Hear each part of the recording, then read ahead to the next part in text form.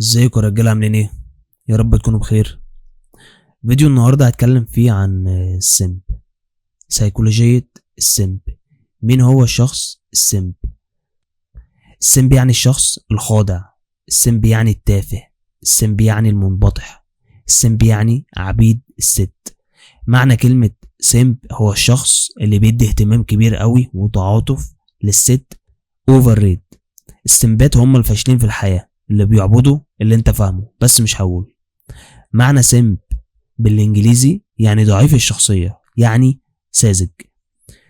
السمب هو اللي بيحط البنت في قمة الهرم، بيعاملها معاملة المشاهير، بيديها مساحات من الاهتمام، بيصرف عليها كل فلوسه، بيستثمر فيها. والحقيقة ان بنات كتير بتحب النوع ده جدا، مش هتحبه لدرجة ان هي تفكر في المستقبل ويتجوزوا، لا مش كده، بتفكر بس تاخد وقتها منه، تاخد اهتمام، يصرف عليها فلوس، ولكن مش هتفكر في اكتر من كده، لان هي عارفة ان ده ما يعتبرش راجل. السمب دايما عايز يلفت انتباه اي واحدة يشوفها، نفسه في واحدة بس تديله ريق حلو. لو واحدة مثلا هي عامة بتتعامل مع كل الناس بشكل كويس، وجات مثلا صدفة واتعاملت معاه وضحكت في وشه، فالسمب ده مش هينام في اليوم ده، دماغه هتفضل شغالة، هو نفسه في ريق حلو من اي واحدة في الحياة، مش هيفرق معاه بقى هي حلوة هي عادية، المهم ان ياخد اي اهتمام من اي واحدة. السمب ده لما بيجي يدخل في ارتباط مثلا بيبقى عايز يعمل كل حاجة للبنت اللي معاه. عارف ليه؟ مش عشان خاطر هو بيحبها، لكن هو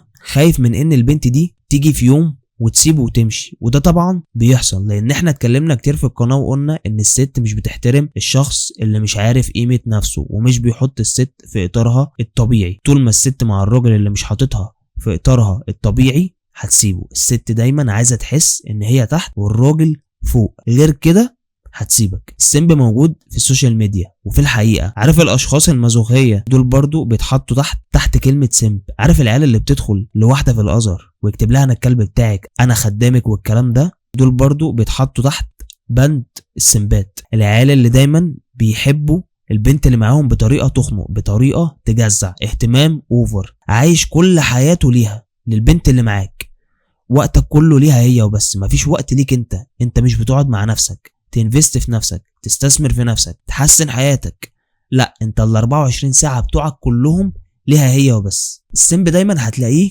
مش بيعارض البنت ابدا. لو مثلا قالت له ان هي ملحدة هيقول لها يا قلبي طبعا انت صح، وعمره ما هيعارض البنت، لان هو طبعا بيبقى خايف ان البنت تسيبه، لان زي ما قلنا هو عايز يرضيها باي شكل حتى لو على حساب كرامته. البنت دي لو جت في يوم وهزقته مش هيقول لها حاجة، هيسكت ويقول لها انت صح. الشخص اللي دايما بيقول انا اسف على اي حاجه سواء هو غلطان او مش غلطان، هو عايز يرضي وبس، مش مشكله بقى هو راضي ولا لا. السمب دايما مش هيمانع مود البنت لو عرفت قبليه مليون واحد هو راضي، بنت لو غلطت مع مليون واحد هو برضه راضي. الشخص الخاضع ما عندوش مشكله يتجوز بنت مطلقه من غير ما يعرف اي اسباب او ايه سبب الطلاق، ما عندوش مشكله يعرف بنت عرفت قبليه حد او حبت قبليه حد، مش عايز يعرف اي حاجة عن ماضيها، حتى لو عرف ماضيها هو كده كده قبله، مش هيفرق معاه. وزي ما قلت قبل كده ان البنت ذكية وهي عارفة انك منبطح وخاضع، هتاخد وقتها منك وهيجي في يوم وهتمشي، انت بس بتحاول تعمل كل حاجة عشان تفضل معاك. السمب دايما بيفكر ان بالطريقة دي هياخد اللي هو عايزه من البنت، ولكن شخصية السمب هي افشل شخصية مع الشخص الاخر. السمب هو الشخص الخاضع للست بشكل مفرط، ولا بيكسب من خضوعه حاجة، هو الشخص الأدنى، هو الحقير. السمب دايما هتلاقيه واقف في صف الست، شوفوا انتوا بتقولوا ايه وانا معاكم، شوفوا انتوا هبدوا اي هبد وانا ههبد زيكم وهدعمكم وهقول ان انتم صح. وده سبب من الاسباب من الاستحقاقية العالية عند بعض البنات بسبب السمبات. هي حواليها سمبات كتير، مفيش ولا واحد فيهم الفا يحطها في مكانها الطبيعي، مخها على طول بيشتغل ان لا مفيش زي. ليه ده بيحصل؟ بسبب السمبات اللي بيتسمببوا حواليها كتير، كلهم عايزين يرضوها. البنت دايما بتاخد اهتمام من اي حد تعرفه او ما تعرفوش، البنت بتنزل صورتها بتلاقي كمية لايكات من اللي تعرفه واللي ما تعرفوش، لو الاكونت بابليك بتنزل بس الصوره بتلاقي ناس كتير قوي اصلا هي ما تعرفهمش. البنت دايما بتاخد اهتمام اكتر منك انت كراجل. البنت بتنزل صوره شوف الكومنتات، نص الناس هتلاقيها هي اصلا ما تعرفهمش، هتلاقي اللي داخل كاتب ايه الحلاوه دي، هتلاقي بقى الجزء اللي بيروح في الازهر، الجزء اللي بيروح في الماسنجر، الجزء بقى اللي بيقعدوا يتسنببوا عندها في الصوره اللي منزلاها، كل ده سبب من اسباب الاستحقاقيه، اتكلمنا عليها قبل كده في فيديو وقلنا ان هي شايفه دايما ان هي تستحق الافضل. هنا الغرور عند البنت بيزيد عندها، ولازم كل الرجاله يرضوها. عشان كده مع اول راجل بجد هيحطها في اطارها الطبيعي وما بيعملش الكلام ده، هي بتبدا تركز معاه لا شعوريا، بتركز مع الشخص ده بالذات. اشمعنى انت ما بتعملش كده؟ اشمعنى انت حاططني في اطار الطبيعي؟ اشمعنى انت مش شايفني نجمه في السما زي ما كلهم شايفيني نجمه في السما؟ انت ليه مش عبيط زيهم؟ لازم تبقى عارف ان كل ما السمبات بتزيد كل ما الغرور بيرتفع، كل ما الاستحقاقيه بتزيد. زي مثلا بلوجر على الانستجرام، شوف الصوره عندها لما بتنزل كام لايك على الصوره وكام كومنت على الصوره، طبعا هتشوف نفسها الاميره ديانا، مع ان هي ممكن تكون عاديه جدا، ولكن الاهتمام هنا كتير. طبيعي الغرور هيزيد، وطبيعي الاستحقاقيه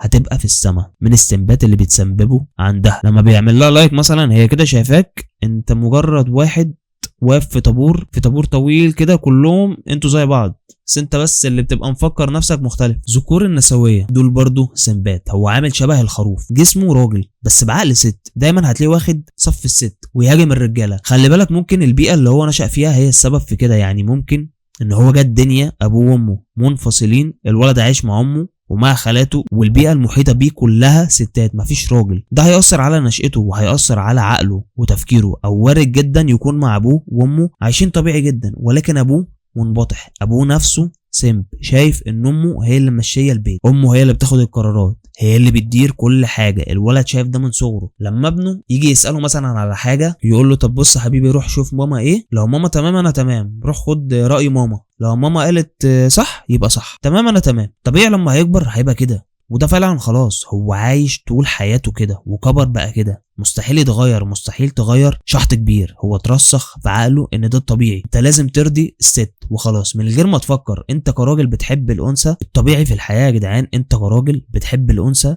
اللي عندها انوثه عاليه، والبنت العكس بتحب الراجل الصلب القوي اللي هرمون الذكوره عنده عالي. بخلاف كده ما بيحصلش انجذاب. مفهوم السمب عند البنات ان هي دي الحنيه، هو ممكن يضحي بحياته عشان خاطرها، يعمل اي حاجه عشانها من غير ما يفكر. هو عباره عن كلب متروض يخضع عليها وبس، اللي هي هتقوله هو هيعمله عشان خاطر يبقى جود بوي. عارف انت البوستات اللي بتشوفها لما الاهتمام بيجي من الشخص الغلط، او الشخص الغلط ده بقى هو ده. عارف البنت اللي بتنزل بوست واول واحد يعمل لايك واول واحد يعمل كومنت واول واحد يكتب لها اي حاجه لو هي مثلا منزله ستوري؟ هو ده السمب. دايما بيدافع عن الست اكتر ما الست بتدافع عن نفسها وعن حقوقها. هو نصيف المرأة، هو عباره عن يقضي الحاجه، مخنوقه عايزه تخرج يخرجها، عايزه ورد يجيب لها، محتاجه تكلمه لازم يسمع لها. انت بقى فين حياتك مش مشكله، المهم هي حكي بقى.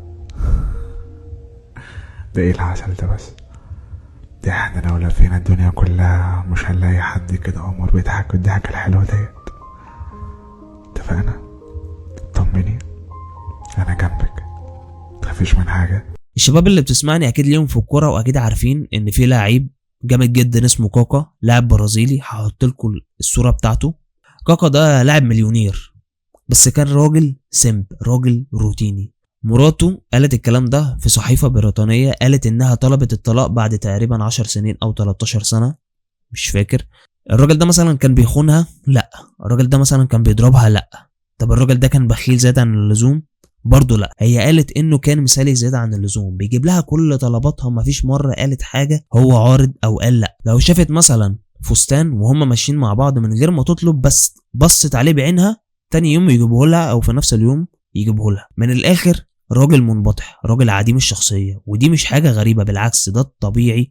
البني ادم لما بياكل حاجه مسكره كتير زي شوكولاته مثلا، نفسه بتموع، بيحس ان هو عايز يرجع، او ياكل حاجه حادقه تكسر الحاجه دي. نفس الكلام في العلاقات، طول ما انت هتبقى زياده عن اللزوم في كل حاجه اوفر ريت، كل ما علاقاتك هتفشل، كل ما حياتك هتبقى اصعب، كل ما هتبقى مثالي، كل ما هتبقى متاح، كل ما هتبقى كتاب مفتوح. مفيش علاقه هتنفع معاك وهتكمل معاك. كل علاقه هتدخلها هيبقى ليها وقت وهتفشل. الراجل المتوقع اللي ما عندوش مفاجآت بيبقى راجل تقليدي، بيبقى راجل ممل، خنقه.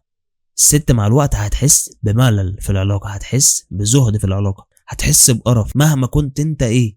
انت لازم تبقى فاهم ان البنت كل ما بتديها اهتمام اكتر وفلوس اكتر وبتديها من حياتك اكتر وبتستثمر فيها اكتر، تنفست فيها اكتر، ده بينعكس عليها. هي مش هتحمد ربنا بالعكس هي هتزهد فيك وهتمل منك. السمب دايما بيفكر بطريقه ان الست هتديله كل حاجه هو عايزها لمجرد انه بيعمل خدمات، بس هو في الاصل انت عباره عن مزود خدمات. الست مش هتدي حاجه غير للشخص اللي هي عايزاه، مش الشخص اللي بيعمل لها كل حاجه. في فرق بين دول، انت مجرد سمب واقف في صف زمايلك السمبات، مفكر نفسك حاجه سبيشال وانت عادي واقل من العادي، وزيك زي سمبات كتير قوي عندها. هوريكم كده فيديو نشوفه ونرجع مع بعض.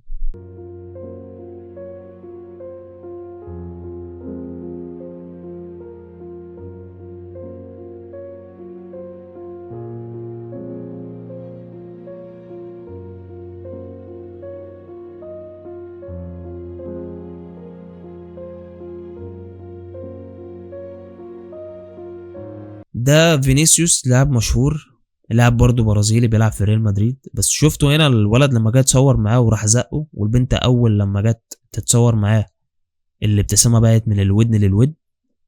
ده برضه سمب. هوريكم فيديو تاني.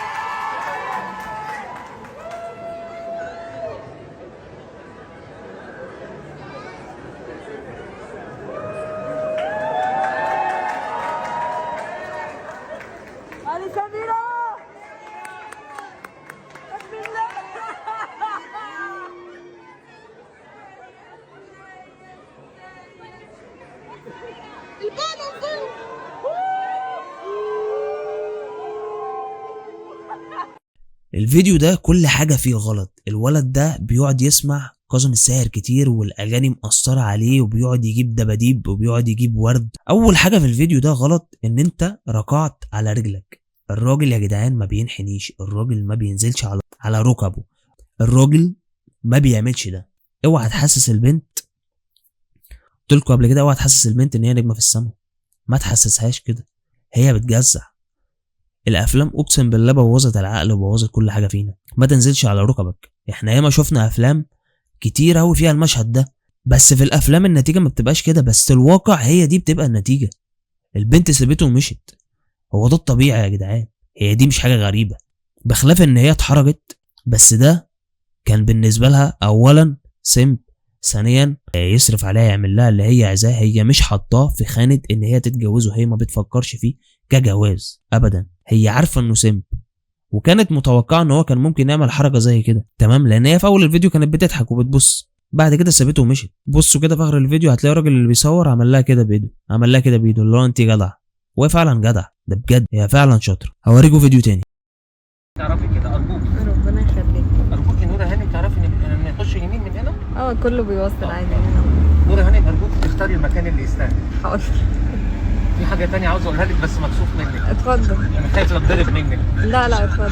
تمام، ولا تعتبريني ان انا تجاوزت حدودي؟ اتفضل. ما شاء الله عليكي جميله جمال يخرج. ربنا يخليك. والله العظيم جميله جمال واضح. من ربنا اول ما كده ركبت وانا قلت ايه الجمال ده مش معقول. فلو انا اسف، انا والله محترم وابن ناس ومش قصدي انا عارفه بس أكيد. ده ما يمنعش انك جميله. ربنا يخليك. شكله ما شاء الله، جسم وكل حاجه. حضرتك مهذب برضه. عمال تقولي نورة هانم نورة هانم. أيوة، نورة لسه هانم. لسه على طول. ايوه الجمال ده يتقال له نورة هانم، المقامات محفوظه يا نورة هانم. ربنا يخليك. عجبتني الجمله. يا نورة هانم اعرفي انك ما شاء الله عليك، ربنا مديكي نعم حلوه، ذوق، ادب، اخلاق، جمال واضح. ده من على ذوقك. فكره بيركبوا بنات وستات حلوين بس مش بالشكل الصالح. ربنا يخليك. لا مش الدرجات دي. لا والله ليه يا نورة هانم ما عندكيش بنات في البيت؟ ربنا يخليك. شكرا لذوقك. ما شاء الله عليكي ما فيكيش غلطه. ربنا يخليك. سامحيني اذا كنت تجاوزت حدودي، بس كان لازم اقول لك الملاحظات. شكرا. ربنا يوفقك يا نورة هانم عشان تستاهلي كل خير. اتفضل. مش هسأل تاني. متجوزة أو مرتبطة؟ لا. بنت طبيعيه في امان الله طلبت اوبر وركبت ولقت السمب ده موجود. السمبات يا جدعان اقسم بالله موجودين في كل حته في الحياه، في كل شبر شبرين النوعيه دي موجوده، والبنات اذكياء جدا وفاهمين دول، فاهمين ان دي عيال سمب فبتضحك عليه، تمام. هي والله مطلعه التليفون وبتصور عشان خاطر الفيديو ده تقعد بقى تبعته في الجروب مع صحابها ويقعدوا يتريقوا عليه في الاخر، لان هي عدى عليها كتير قوي من النوعيه دي. يا دوب ركبت اوبر نورة هانم، ومش نورة هانم، اوفر دوز نورة هانم. يعني قال نورة هانم في الفيديو بتاع 1,000,000 مرة. انا اول مرة اشوف الفيديو ده بجد كنت بفكر ان ده حاجة مثلا، كنت بفكر ده هزار مثلا ولا حاجة، طلع في الاخر ده طبيعي ويعني وحاجة نيلة والله بجد. يعني اتفرجت على الفيديو كذا مرة. انت يعني انت مش بني ادم يا ابني. انت بجد انت المفروض ينفوك بره البلد. نورة هانم استحقاقية عالية جدا، نجمة في السماء. ما عندكيش مرايات في بيتكم؟ المقامات محفوظة يا نورة هانم. يعني انا مش فاهم. بص البنت يعني الكلام جاي على هواها، فضحكة من الودن للودن، فهي مبسوطة جدا بالكلام ده. توقعات عندها عالية جدا، فاهم؟ لو تقدم لها مثلا كريستيانو ولا يلزمها يا باشا، هي بقت نورة هانم خلاص. حتى بص بتقول له الكلمة عجباني، الكلمة عجبتني. وانت اكيد بتسمعوني، واكيد ليكوا ناس تعرفوهم سنبات. يعني انت شاكك ان في حد من صحابك بيعمل العبط ده، بس ما عندكش دليل. في عيال كتير قوي بتعمل الهبل ده سواء على الانستجرام، سواء على الفيس، سواء في اي بلاتفورم، في اي حته. دايما تلاقيه حاطط البنت نجمه في السماء، البنت في حته عاليه جدا. وانا ده انا اجيب اسانسير، انا اجيب سلم عشان خاطر اطلع لها فوق، عشان هي في حته بعيده. اعمل لها كل حاجه عشان اوصل لها. فبلاش يا جدعان اغاني كتير، اغاني كاظم الساهر كتير. نصيحه يعني بجد، ما تتفرجوش على سوما العاشق في فيلم طير انت. الكلام ده في الافلام، الكلام ده غلط، الكلام ده مش حقيقي. لو انت كده في الحياه ابعد، غير من نفسك، اوعى تبقى الشخص ده، عشان البنات ما بيحبوش الشخصيه دي. انت لازم تبقى راجل، تمام؟ واي بنت في حياتك تحطها في اطارها الطبيعي، ما تعملش الكلام ده. اتمنى في الفيديو ده اكون عرفت اوصل لكم مين هو السمب وبس. ده كان فيديو النهارده. لو عجبك اعمل لايك واشتراك في القناه عشان يوصل لك كل جديد. سلام.